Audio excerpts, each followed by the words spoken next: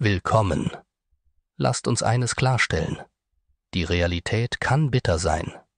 Ja, es gibt böse Menschen, hasserfüllte, hassgetriebene Individuen, deren Herzen schwarz wie Pech sind.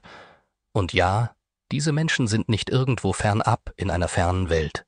Sie leben unter uns. Sie könnten deine Nachbarn sein, dir ins Gesicht lächeln, während sie in Wirklichkeit darauf brennen, Zwietracht und Hass zu säen. Traurig, aber wahr.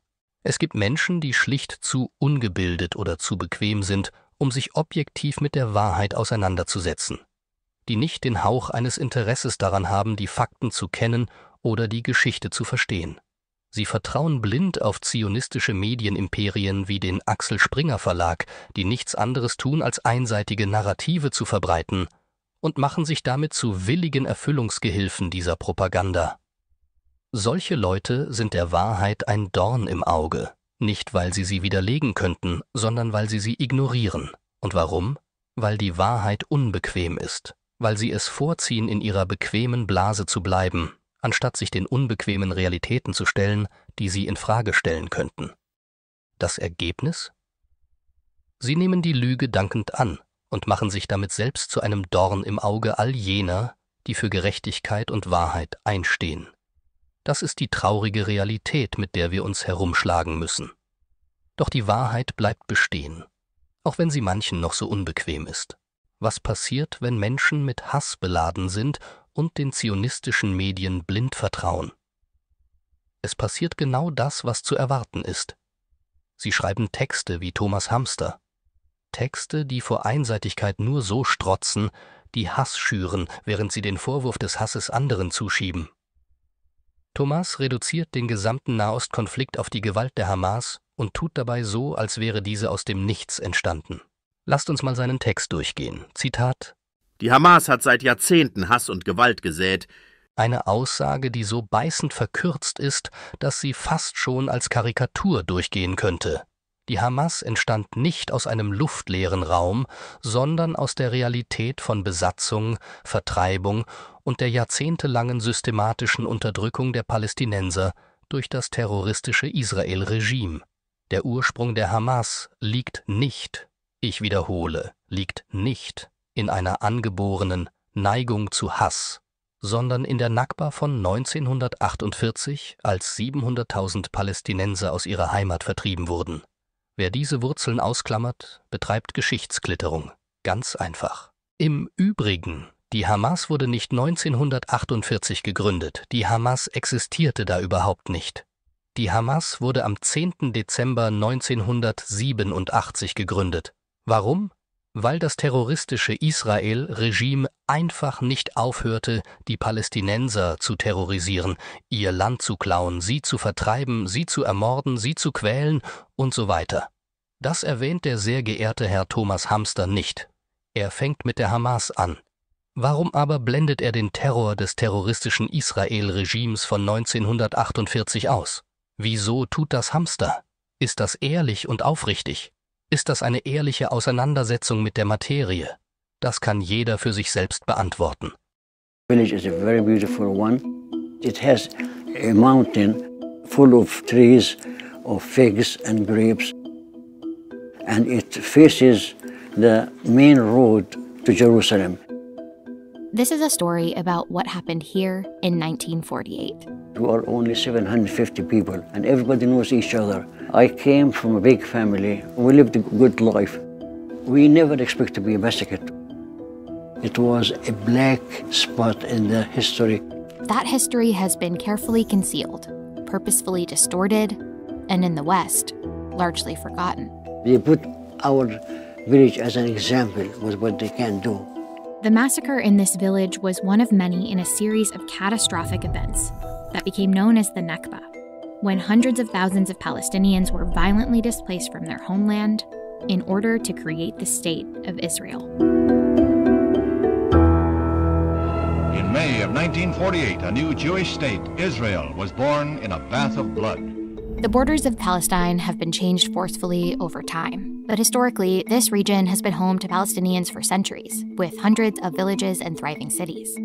One of them being the central city of Jerusalem, with holy sites important to Jewish, Christian, and Muslim people.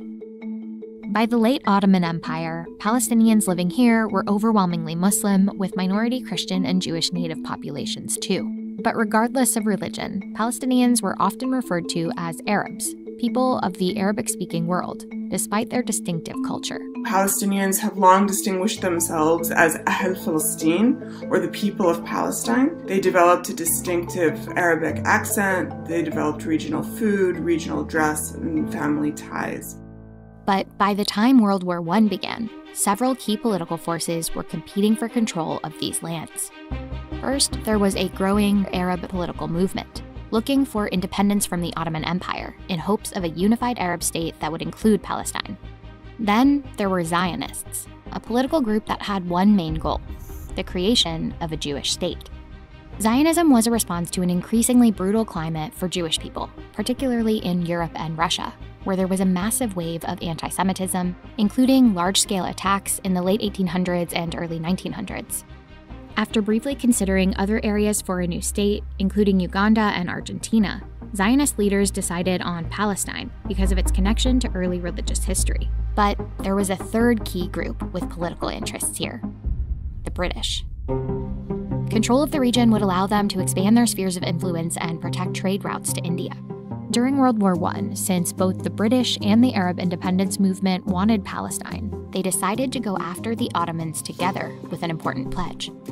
Through a series of letters in 1916, an Arab leader and a British official agreed that if Arabs would help the British fight the Ottomans and give the British economic and other foreign privileges in Arab lands, in return, the British would recognize and support an independent Arab state. Soon, the Arabs started doing their part in revolting against the Ottomans, making it easier for the British to move in. But the next year, the British issued a new declaration and betrayed the Arabs. In 1917, Lord Allenby conquered the Holy Land, and the Jews were promised a national home in Palestine. Without consulting the native Palestinian population, the British issued what's known as the Balfour Declaration, supporting the establishment in Palestine of a national home for the Jewish people. So instead of supporting the idea of Palestine as part of a unified and independent Arab state, the British pledged to help secure this land for Zionists. It was a strategic move. This declaration opened up a pathway for Britain to gain power in Palestine, under the guise that it was supporting the self-determination of another people, of a people in Palestine who don't reside there yet. As for Palestine's majority Arab population, the declaration referred to them as non-Jewish communities, who would be given civil and religious rights, but not political rights. A few years later, after World War I ended, Britain gained control of Palestine through a mandate that also required them to put the Balfour plans for Jewish settlement in motion. And they did. Between 1922 and 1931, the Jewish population more than doubled. The migration helped the Zionist movement gain steam, and a slogan took off: a land without people for a people without land. And it sends a message to Western leaders that the people who had been living in Palestine for generations could just be easily moved elsewhere. The idea was that those inhabitants weren't a people with ties to that land. Palestine was, of course, a land with a people. In 1931, there were more than 850,000 Palestinian Arabs in the region, still the vast majority. But with the rise of Hitler and the Nazi Party in particular, Hate became a rallying call. Jewish flight from Europe became even more urgent, and Palestine started to see the biggest wave of Jewish immigration yet. Violence broke out, rooted in tensions over land. Jewish settlers purchased swaths of fertile land and evicted tenant farmers, creating a crisis of hundreds of thousands of landless, dispossessed Palestinian Arabs. Though Palestinians fiercely rebelled against both British colonial forces and Jewish settlers, they were brutally crushed by the British. They put in Palestine more troops to repress that rebellion than they had stationed in India at that time, all of India. These troops killed thousands of Palestinians, including many of their leaders, and the British began training and arming Zionist militias to suppress the rebellion too. But the rebellion continued. So, in an attempt to prevent further Palestinian resistance, the British began to limit Jewish immigration into Palestine. This ended up angering Zionist extremists, leading to more violence. So in 1947, after decades of trying to manipulate both Palestinian Arabs and Zionists to keep their control over Palestine, Britain gave up and handed the question of Palestine to someone else. To the United Nations also came the problem of Palestine. In recent years, this small country had been the scene of disorder and bloodshed. They figured, there is this new thing called the United Nations. Here, in your lap, Palestine, first gift. So the United Nations has now to figure out, how do you disentangle this thing that the British helped create? A UN special committee proposed the land be divided into two states, a Jewish state and an Arab state, with Jerusalem as a separate UN-controlled entity. It was called the Partition Plan of 1947. The plan shocked Palestinians. We could not accept the partition plan because at that time the population, we were almost 2-to-1. But the plan proposed giving over half the land, and often the most fertile areas, to the Jewish state. From a purely pragmatic perspective, the partition plan didn't make much sense for Palestinian Arabs. That wasn't the only problem with the plan. Within this proposed area of the Jewish state were hundreds of thousands of Palestinian Arabs, including both Muslims and Christians, who had lived there for generations. On a moral level, the idea of making hundreds of thousands of Palestinian Arabs minorities in their own homeland seemed unjust and unfair. In November 1947, the UN put the plan to a vote. In the aftermath of the Holocaust, and after lobbying from US leaders and Zionists, the UN voted in favor of partition. And finally, a momentous decision to partition the Holy Land's 10,000 square miles. Britain announced their mandate over Palestine would end on May 15, 1948, even as Palestinians continued to reject the UN's decision to partition the land. After the partition took place, in 1947, we really were scared something might happen to us. By the end of 1947, Zionists had several well-developed paramilitary forces, the largest one known as the Haganah, and more extremist militias like Irgun. On March 10th, a couple of months before the British mandate would end, the Haganah adopted what was called Plan Dalet, or Plan D. On paper, the main goal was to gain control of the Jewish state, as laid out in the partition plan, while also defending Jewish settlements outside of the borders. In reality, that's where the majority of these operations took place, outside of the UN's proposed Jewish state.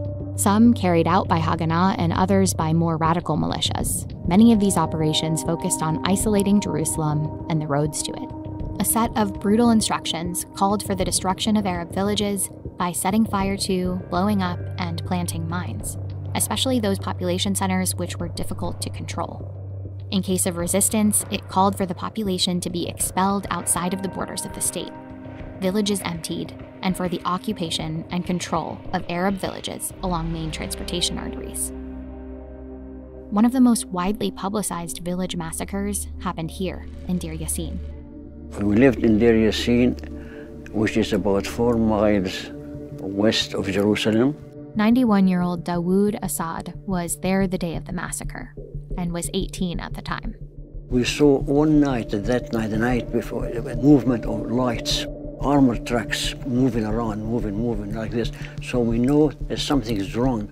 That's why we knew that something is going to happen to our village.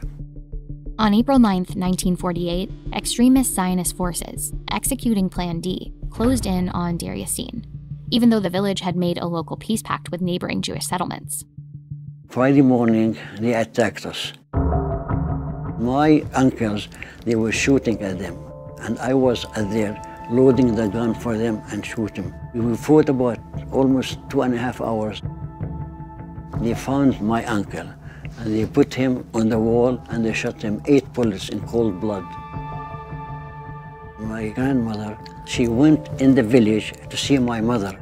On her way, she got shot. My brother Omar fell from her shoulder to the floor, but the floor was a concrete one. Dawood escaped through a trench. I went down all the way down here like this. So it was 4 hours walking to Jerusalem. To this day, the archive of the Israeli army refuses to release many of the images and intelligence reports on Deir Yassin. But one UN report detailed circumstances of great savagery, including women and children stripped, lined up, photographed, and slaughtered. Roughly 100 people, largely children and the elderly, were killed in the village. As for Dawood, he later reunited with the group of Deir Yassin captives in Jerusalem, including his sister and mother. My mother says, "Where is your Uncle Radwan?" He says, "He was shot." "Where is your grandmother?" He said, "He was shot, and Umar was with her." So everybody has a commotion, you know. Where is Fatima? Where is Ibrahim? Where is Maryam? Where is David? Where is Ahmed? Where is Ismail? I'm a dream about it, you know. News of what happened in Deir Yassin spread quickly, with far-reaching effects. The Zionist militias used it as a propaganda tool to tell people about it everywhere. The idea was that if you don't leave, we will do to you what happened in Deir Yassin. Stories came out about women being raped, about babies being killed, and induced a great deal of fear among the Palestinian Arab population, many of them fleeing as a result. Jewish troops routed Arab forces from the city of Haifa. After taking Deir Yassin, Zionist paramilitary groups cleared major cities, including Haifa and Jaffa, and took hundreds of smaller villages and towns too. Hundreds of thousands of Palestinians were forced to flee, pouring into neighboring states as refugees. Plan D became the blueprint for carrying out the ethnic cleansing of historic Palestine to make room for a new state. And on May 14th, the day before the British mandate ended, Zionists declared this state as Israel. But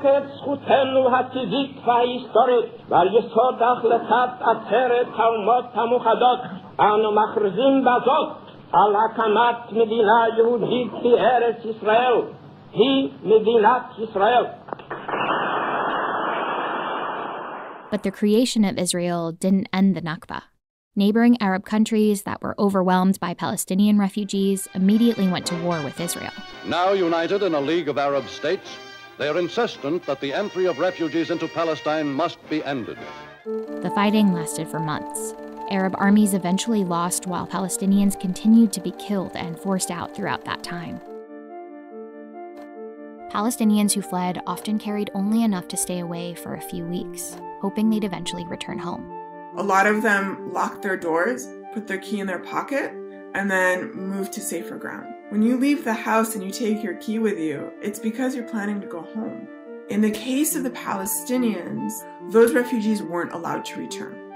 Refugees trying to return were often shot at. Zionist paramilitary operations also tried to prevent them from returning again by destroying the villages. That act of preventing their return compounded the Nakba. So the Nakba is both the forcible displacement of Palestinians from their homes and lands and country, as well as preventing them to return once the fighting was over. Palestinian society was dismembered, crushed. More than half of the Palestinian people became refugees, stateless, dispossessed of their land. Over time, the State of Israel covered up the physical evidence of an Arab Palestine. Place names were often changed from Arabic ones to Hebrew ones. The Jewish National Fund embarked on a massive effort to plant thousands of acres of pine forests and recreational areas on top of hundreds of ruined Palestinian villages. Even though these forests have now grown into big pine trees, Palestinians have not forgotten their homelands. While we know that roughly 6,000 Israelis lost their lives in the violence of the Nakba, records for Palestinian deaths weren't kept. It's estimated to be around 15,000. By the end of the Nakba, roughly 750,000 Palestinians had been forcefully expelled, and more than 500 villages destroyed. Though the UN's partition plan allotted Israel 56% of the land, through the Nakba, Israel captured 78% of the land. It was everything except what's now known as the occupied West Bank and Gaza Strip. Today, that's up to at least 85% of the total area, turning 6 million Palestinians into refugees without a homeland. It's why, around the same time that Israelis are celebrating Independence Day, Palestinians are out protesting on May 15th, holding up keys as a symbol of the homes they lost and the hope to return. For them, the Nakba isn't just a moment in history.